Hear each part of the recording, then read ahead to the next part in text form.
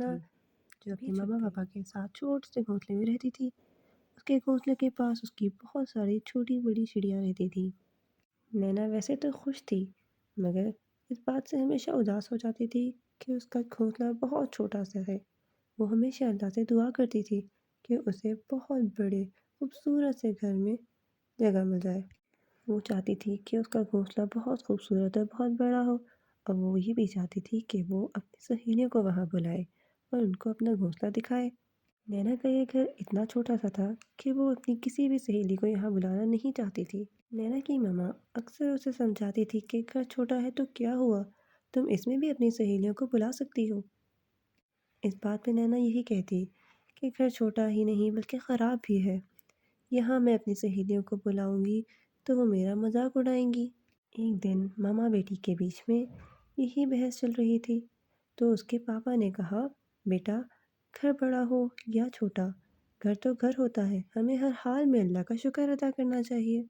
नैना इस बात पर फौरन बोली, नहीं पापा, हमारे पास है ही क्या, शुक्र तो उस दिन अदा करूंगी जब मैं एक बड़े और प्यारे से घोंसले में होंगी और अपनी सारी सहेलियों को जो छोटे से घोंसले में रहती हैं उन्हें बुलाऊंगी और खूब जलाऊंगी कि देखो मेरा घर कितना प्यारा है। फिर सब मेरे बड़े से घर में रोज़ाना खेलने आया करेंगी। अच्छा पापा, अभी तो मैं जा रही हूँ। आज मेरी सारी सहेलियाँ मेरा इंतज़ार कर रही हैं, हम सब ने नीले समंदर की सैर के लिए जाना है।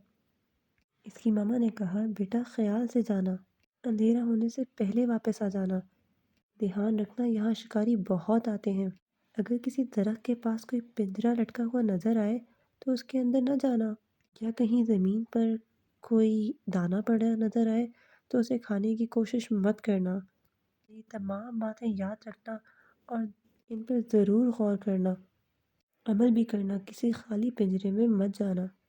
नैना जो अपनी मामा की बातें बहुत गौर से सुन रही थी कहने लगी, एक तो आप और सबने पापा बहुत हर मज़े वक्त किए। नसीहत करते रहते चुपन हैं। नैना बोली, अच्छा मामा पापा, मुझे जाने भी दें, मुझे वैसे ही बहुत देर हो गई है। ये कहकर नैना उड़ती हुई अपनी सहेलियों के पास आ पहुंची। सब चिड़िया उसका इंतजार कर रही थी। नैना के पहुंचते ही सब ने कहा, चलो देर हो ना हो करो। सब उड़ती हुई समंदर तक जा पहुंची।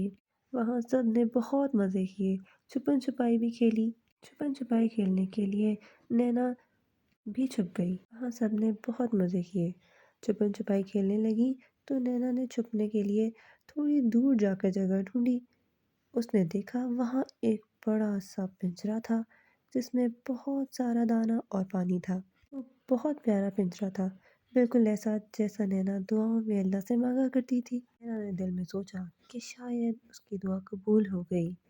फिर वो जल्दी से वापस अपनी सहेलियों के पास गई और बताने लगी कि मैंने एक बहुत प्यारा और बहुत बड़ा सा घर देखा है, तुम सब मेरे साथ चलो। उसकी सहेलियों ने कहा, नहीं, हमें मम्मा पापा ने मना किया है, हम वहाँ नहीं जाएंगे। नैना बोली, तुम सब जाओ या ना जाओ, मैं तो ज़रूर जाऊंगी उस पिंजरे में।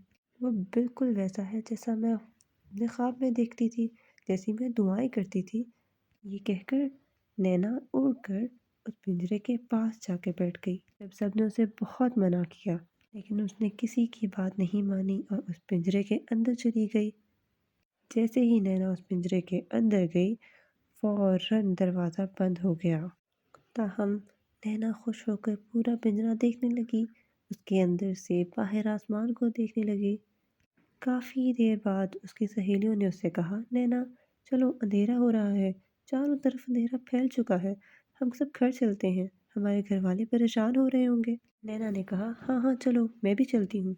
लेकिन अब नैना को बाहर निकलने का कोई रास्ता नहीं मिल रहा था, अंधेरा बढ़ता जा रहा था।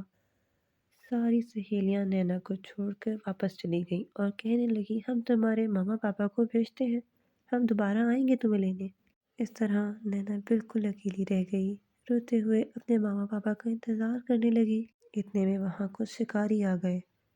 उसने देखा और वो डर गई। शिकारी उसे देखकर कहने लगे, देखो, आज तो बस एक ही चिड़िया पकड़ी गई है, लेकिन ये कितनी खूबसूरत है, इसको तो मैं अपने घर ले जाऊंगा। इस तरह एक आदमी ने नैना का पिंजरा उठाकर अपनी गाड़ी में रख लिया। नैना बेचारी रोते हुए उनसे कहने लगी, रुक जाओ रुक जाओ, मेरे मामा पापा तो आते ही होंगे। میں ان کے بغیر کیسے رہوں گی؟ مجھے مت لے کر جاؤ، مجھے اپنے ماما پاپا کے پاس جانا ہے۔ گاڑی چلنے شروع ہو گئی۔ کافی آگے جا کر نینا نے دیکھا کہ اس کی سہیلیاں اور اس کے ماما پاپا اسی جگہ اسے تلاش کر رہے ہیں جہاں نینا اور پنجرا تھا۔ راستہ بڑھتا گیا اور وہ دور جاتی گئی۔ آہستہ آہستہ نینا ایک بالکل راستہ بڑھتا گیا اور نینا دور جاتی گئی۔ اس کے ماما پاپا اسی درخت کی شاخ پہ بیٹھے اس کو ڈھونڈتے رہے، اس کا انتظار کرتے رہے۔ نینا ایک بالکل الگ جگہ جا پہنچی تھی جہاں نہ اس کے ماما پاپا تھے، نہ سہیلیاں، اور نہ ہی کھیلنے کے لیے کھلا نیلا آسمان۔ نہ وہ اڑ سکتی تھی، اس کے پاس کچھ بھی نہیں تھا جس کی وہ خواہش کیا کرتی تھی۔ اب نینا کو ہر وقت ایک ہی بات یاد آیا کرتی تھی۔ نینا اب ایک بالکل الگ جگہ جا پہنچی تھی جہاں نہ اس کے ماما پاپا تھے اور نہ ہی سہیلیاں، نہ اس کے پاس کھلا آسمان تھا جہاں وہ اڑ سکتی۔